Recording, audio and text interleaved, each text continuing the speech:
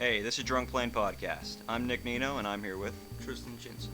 Now, today, we're going to be talking about the new Devil May Cry, the Borderlands DLCs, and a couple of other things, too. Now, Tristan, you played Borderlands extensively, right? Oh yeah, lots of hours. So, did you get the DLC? Not the DLC, the pre-order. I got everything you can for that game, really. Tell you Just maxed out. Yes. So, did you get the DLC that came out a little while back? Captain Scarlet? Yes, that one. Well, it's really fun. You get to ride around a boat, car, hovercraft thing like in Star Wars, and Like in Star Wars. yes, run over worms and Like, every other Borderlands game. yeah, pretty Nothing changes at all, then? basic. Just in a boat now? Mhm. Now, you're in a boat. How are you running things over? You tell me. I like how there's no real explanation. It's not as bad. Like, I heard, rumors about the new DLCs for a while, and I heard there's gonna be one in space, like on the moons of Pandora. Is that true? No? I really hope so. I really thought so too, because whenever you start the game, you see an H-shaped space station in front of the moon, and I always thought, oh my gosh, that's probably gonna be one of the DLCs, you know? I thought you the never whole went up game- there? No, you can't go up there. Oh, well, that's kind of a pointless little thing there. Yeah. Maybe, the next game's gonna take place on there or something? Yeah. Alright, so, and you played Captain Scarlet, but you Yes. haven't played Mr. Torque. Mr. Torque. And what, you know the, the story behind that one? Not at all, but there's a lot of badass creatures and stuff, Oh, God. like the enemies. Not badass That's creatures. what the names are like that too. The Yeah. places like badass wasteland and stuff. So it sounds pretty cool. But then again, Borderlands just likes to strap on badass everything, so. Yeah, but most times in that game it makes everything better. Badass, in fact, is So- a word that makes everything better. Alright, so, and also you played the newest Dark Souls DLC? Or is there more Oh than one? yes. Because I haven't gotten to play this. I play Dark Souls all the time with you, though, so. So what's about this DLC is so important? Is it just really freaking hard? Yes, it is incredibly hard. Like, Harder than the main game, or? oh yes, you start off. You got to go to the forest and kill the Hydra, which is Oh, pretty no. far in the game. Is it the same Hydra as, back in the main storyline? Oh yeah, it is. That's how you get to it. Okay. And you kill a golem, then you kill another golem in the Duke's archive. And you Golems were hard. Yeah, They were a especially at boss. low level, so you can't start this DLC till a while in. So, yeah. And then you bring the broken pendant from the golem in Duke's archive back to the golem about the Hydra. Giving us a little walkthrough here, yeah. And then, yeah, you enter it. Alright, so how bad you get gangbanged from the start of this DLC? You enter, it grabs you with a hand. So immediately, It it grabs just you with a grabs hand, you. it puts you in a little nest somewhere underground. Immediately. You walk out into this little arena badass play, and you fight a guardian. That's his name, the Guardian. He's like a chimera kind of thing. Alright, so very scary. One of the hardest bosses I've ever fought in that game. And it's just the beginning. I know, start of the DLC. God, it's like Dark Souls. Here's my theory about the Dark Souls people. They're all Koreans, right? Something like that. Yeah. So I imagine them all sitting around the table, ugh, there's damn Americans. What can we do to piss them off? I Yeah. know. Let's make this game. They found a way. They found a way.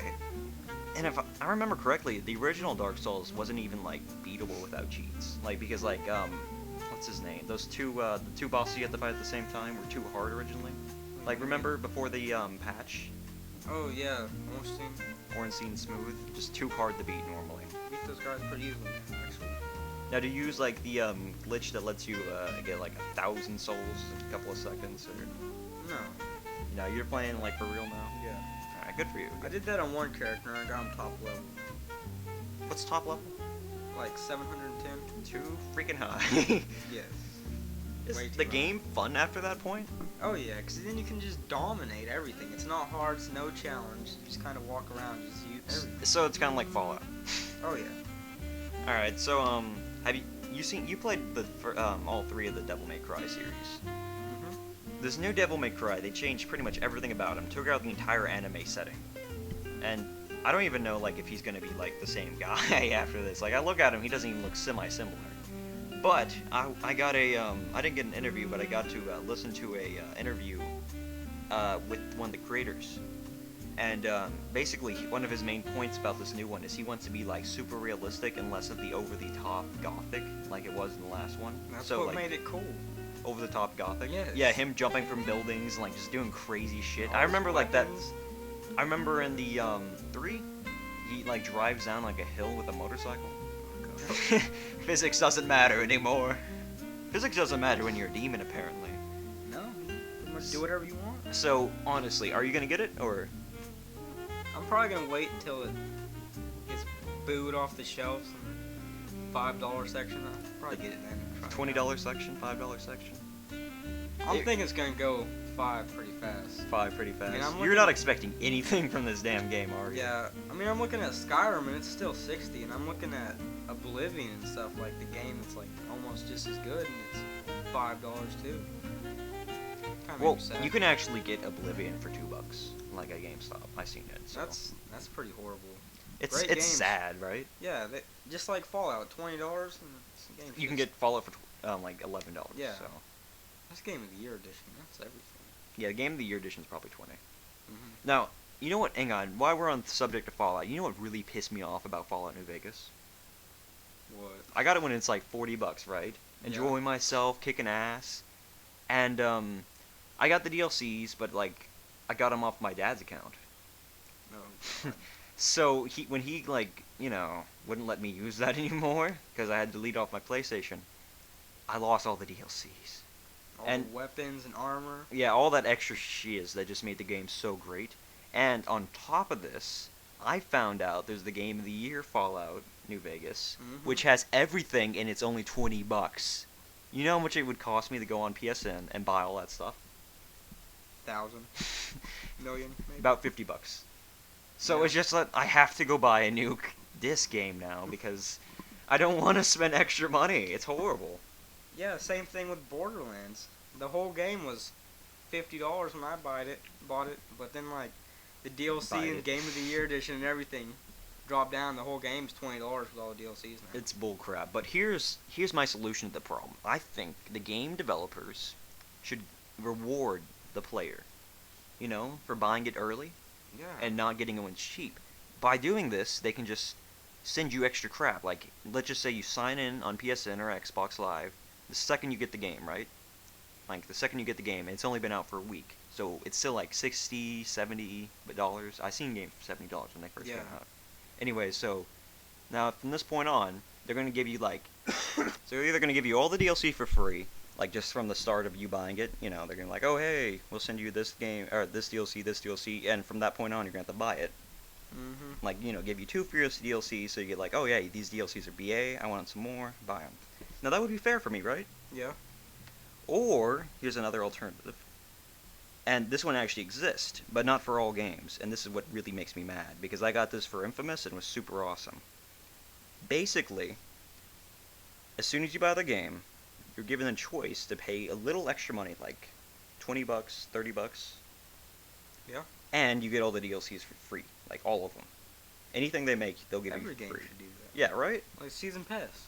Yeah, Season Pass. Now, I got, I think Saints Row, this is what I was thinking about. Saints Row 3 had this, and I got the Season Pass, enjoyed it, but then I looked back on Saints Row, like, on the shop for it, and have a bunch of other crap they didn't give me.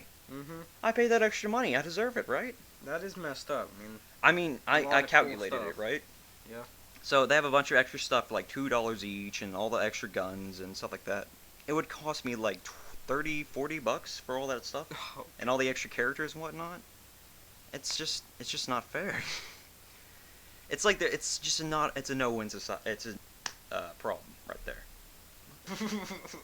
All right, so, oh hey Tristan, you know what I just thought about? Because I have this on my freaking Twitter. what? So my dad likes to fix cars and stuff like that. Yeah. So one time he was in the garage for like a good 3 days in there. Just he'd go in the garage, go to work, go back in the garage. That's his entire life for like 3 days. He was painting his car, right, his Honda, Yeah. painting it pure black, like gorgeous black, and it was like this crappy, kind of greenish color, like like the color that's under the paint. It was that. Anyway, so he's painting Okay. it like professionally as possible. He has tarps all around the garage, like covering all our crap, and then he has like basically like I guess, a vent where the garage door is. So it looks like you just see like kind of this black smoke coming out of there whenever you're outside of it, and you're like, "Oh, what the fuck is he doing there?" It smelled so bad too, like it just smelled horrible. Now, like around day 4 of him doing this, someone called the police. They thought he had a meth lab in there. Now, not only did the police come, the firefighters came, Oh my cops, God. an ambulance, the whole 9 yards. It was crazy.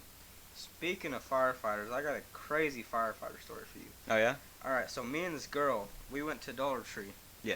A little neighborhood store. She just had to get some Secret Santa stuff for school. No big thing. Yeah. Drove her up there, and we went in. I was just chilling. You know, she was getting the stuff. I was kind of playing with the toys like a little dumb kid, you know. Then I went to the bathroom, and I realized I don't have my keys. I said, "Oh crap!" Ran outside, and saw my keys were in the ignition, and Just the like doors were sitting locked. there? Oh. Yes.